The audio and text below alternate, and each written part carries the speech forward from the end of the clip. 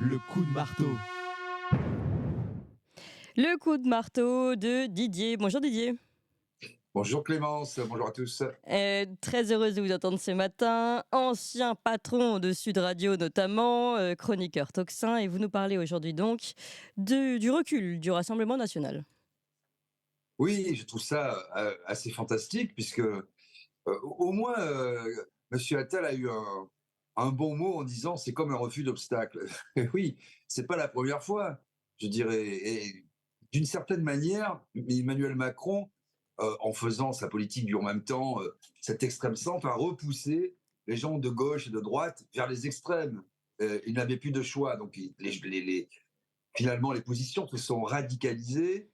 En tout cas dans le champ lexical, dans le Oui, champ ce que j'allais dire. sémantique, Ouais. chacun a fourni ses armes. La gauche est redevenue la gauche, d'une certaine manière, avec notamment LFI et Jean-Luc Mélenchon. Et la droite, finalement, s'est recomposée, puisque moi, je veux bien qu'on dise qu'il y a une différence de nature entre les gens de droite et le Rassemblement national, mais quand on suit la droite depuis pas mal d'années, ce qui est mon cas, c'est le privilège de l'âge, il n'y a pas une différence de nature. Je suis désolé de le dire pour les gens qui sont encore un peu naïfs. Il y a peut-être une différence de degré. Et la droite, qui était plutôt celle de l'UDF dans les années 90 et début des années 2000, a été aspirée naturellement par la Macronie. Une fois qu'on a dit ça et qu'on regarde concrètement quelles sont les mesures, ben on voit évidemment que M. Bardella abandonne petit à petit toutes les mesures. Par exemple, la TVA, la suppression de la TVA sur les produits de première nécessité, c'est dans un deuxième temps. On avait déjà Oui, on sait ce que ça veut dire. ouais, on sait que ça veut dire jamais. Le Rassemblement national qui ne veut plus quitter l'Europe, l'Union européenne en tout cas, et l'euro. Ils veulent la réformer de l'intérieur. En général, on sait ce que ça donne aussi. C'est jusqu'à présent, c'est l'Europe qui réforme les gens de l'intérieur en leur donnant un beau salaire, un poste, sans finalement, il faut signer sa petite feuille de présence. Et on a 15 000 euros qui tombent du ciel. C'est quand même fantastique. Voilà, donc encore un exemple.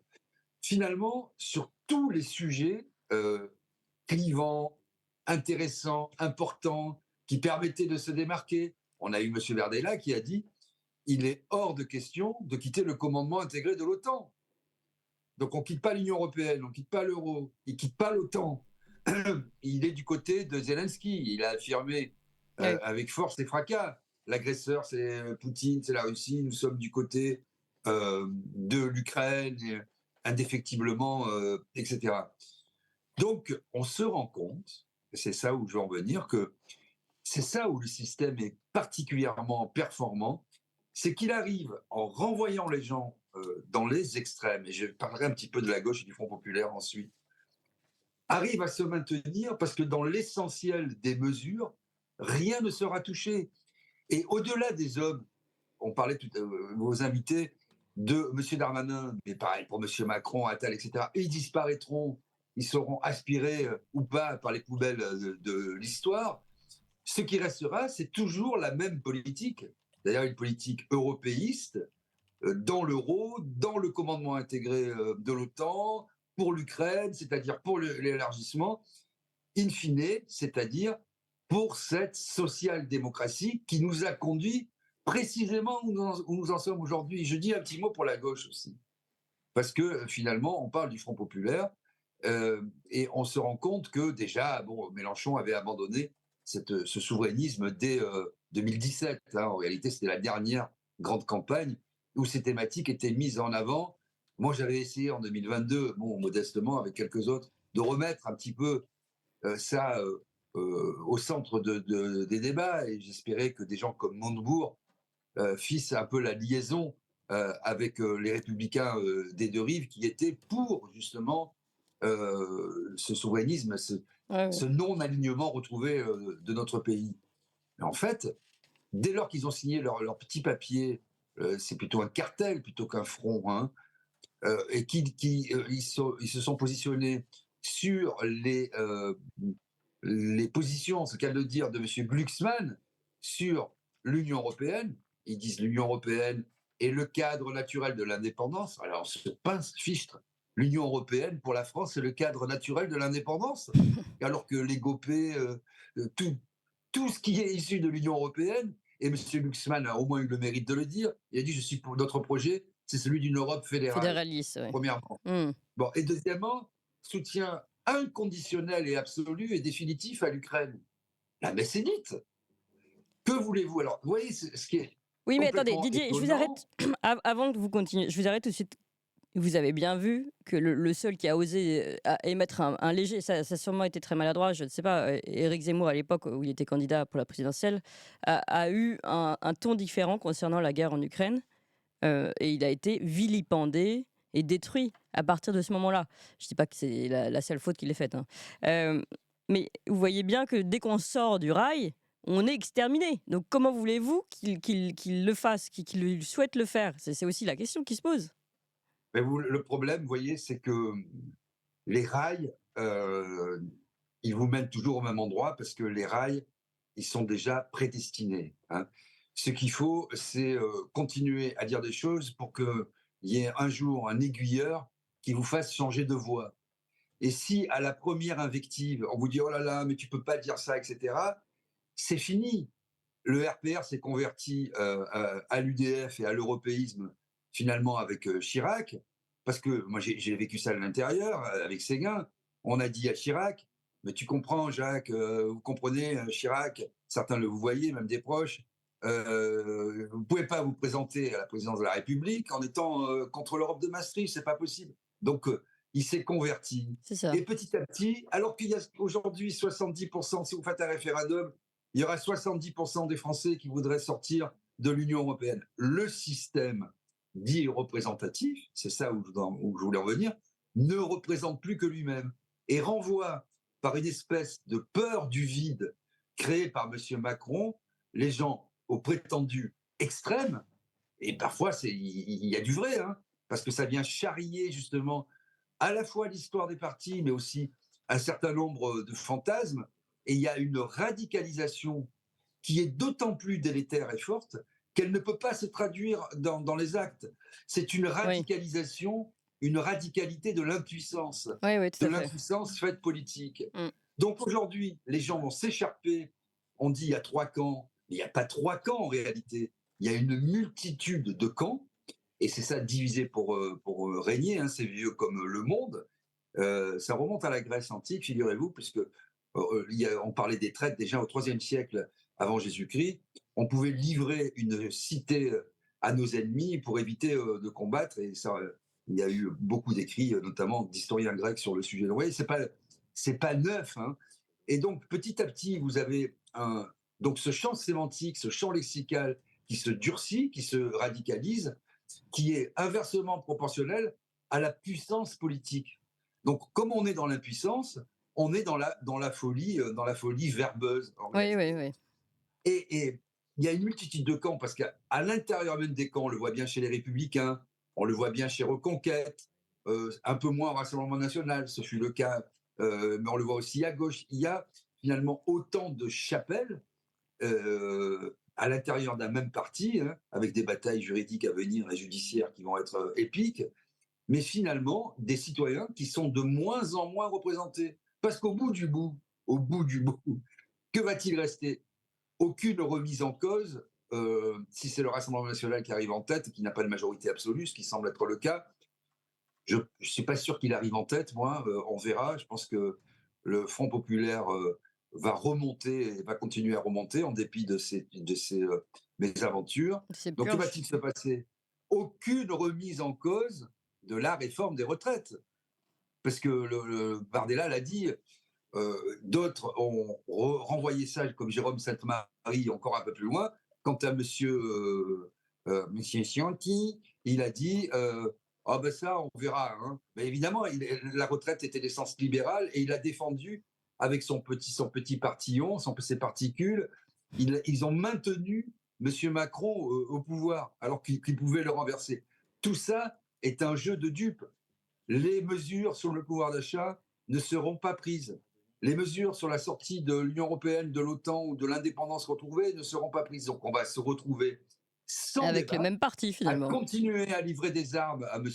Zelensky, qui n'a plus de mandat, qui n'est plus élu.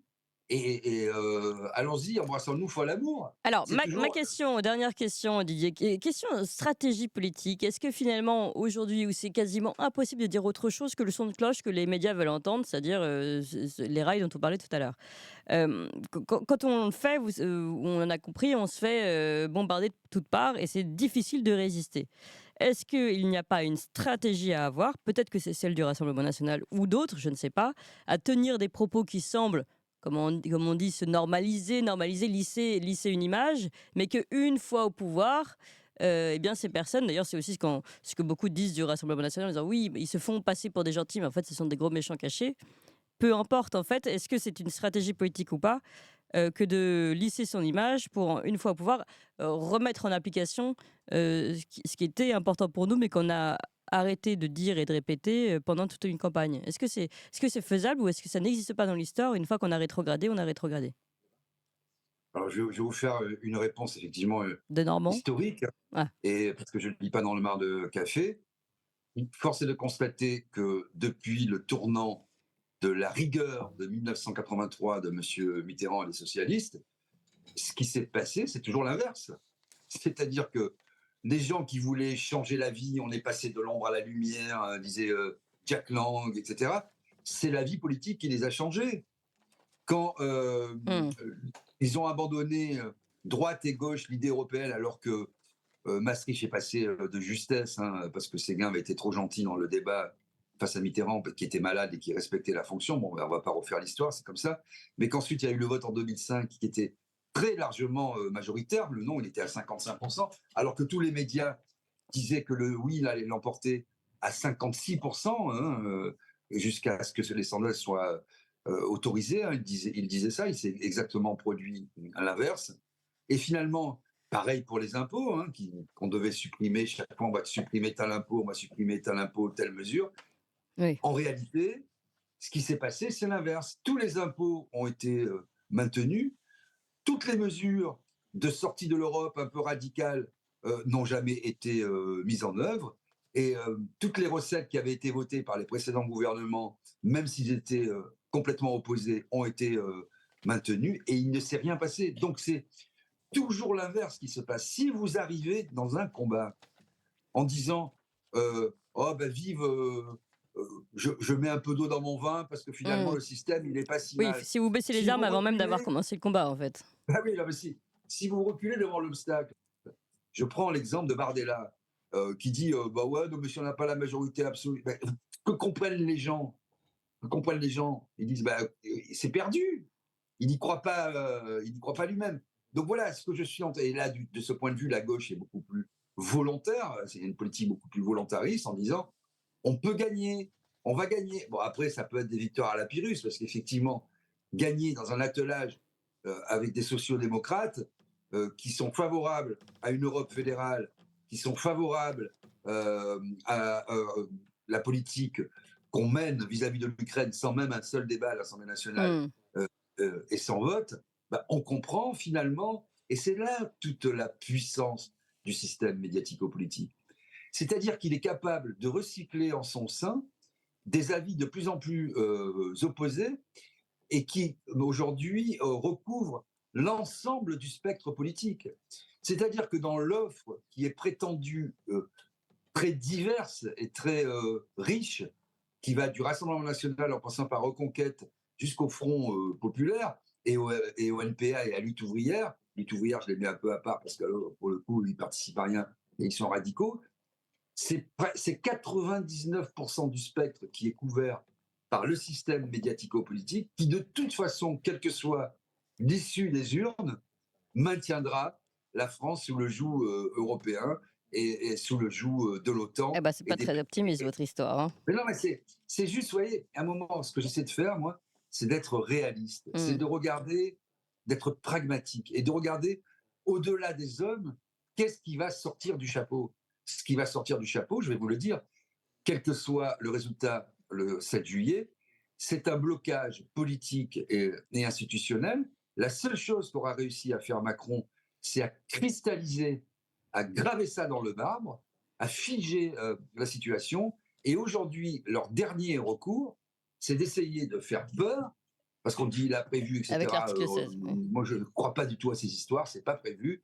Monsieur a été vexé du vote des Français et il se venge comme un petit roitelet. Et Mm. leur dernière pitoyable solution, c'est de faire peur via le FMI et la Banque centrale européenne Oui, pour dire oh là là, mais la France va être mise sous tutelle. oui, oui. Je peux vous annoncer, j'en parlais hier avec Philippe Béchal, qui en a fait l'annonce dans sa lettre.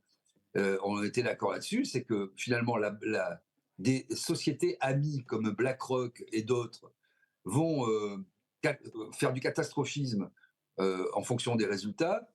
La bourse va baisser de plusieurs points déjà le 30 juin, puis ensuite sans doute le 7 juillet. Et il y aura du chantage. Oui, bien Vous sûr. allez être mis Comme sous on l'a tutelle entendu pour si le vous votez. comme on l'a entendu pour le Brexit d'ailleurs, hein, à l'époque. Mais voilà, comme on l'a Oui, entendu pour le oui, Brexit. oui. J'invite tout le monde à revoir ce que sera la Grande-Bretagne, le Royaume-Uni dans 2 ou 3 ans. J'avais dit après le Brexit, rappelez-vous, que ça sera le pays le plus prospère de l'ancienne zone euro, on va dire. Et je pense qu'elle va redevenir une place financière forte, qu'elle va refaire une industrie, parce que la taille de l'économie britannique est sensiblement la même que l'économie française. Et vous allez voir qu'ils vont s'en sortir. Oui. Évidemment, il y a un passage difficile parce que c'est pas un chemin pavé de roses, mais c'est compliqué. Mais je suis sûr qu'ils vont s'en sortir. Donc voilà, finalement, le grand gagnant de tout ça, c'est la social-démocratie, Oui. c'est le système médiatico-politique qui, à 99%, ne va pas bouger puisque Oui. rien de fondamental ne sera remis en cause par un camp ou par l'autre. Donc c'est 3 blocs, 3 jeux de dupes, et quelle que soit la participation, alors bien sûr, il y a de l'émotion. Mm. Je disais, certains sont choqués de voir le Rassemblement national au port du pouvoir, d'autres ne veulent pas de la gauche radicale, mais en réalité, de façon pragmatique, au-delà des fantasmes et de tout ce que ça charrie, ça ne changera rien du point de vue politique, ça ne changera rien du point de vue de l'action, et au contraire, ça va figer la situation au moins pour l'année à venir. Merci beaucoup Didier Maisto, Merci à chroniqueur vous. toxien, ancien patron de Sud Radio. On a bien compris en tout cas le message peu porteur d'espoir, on va le dire, sur ce qui risque d'arriver avec ces élections. Toujours plusieurs radicalités finalement en vue. Merci encore Didier.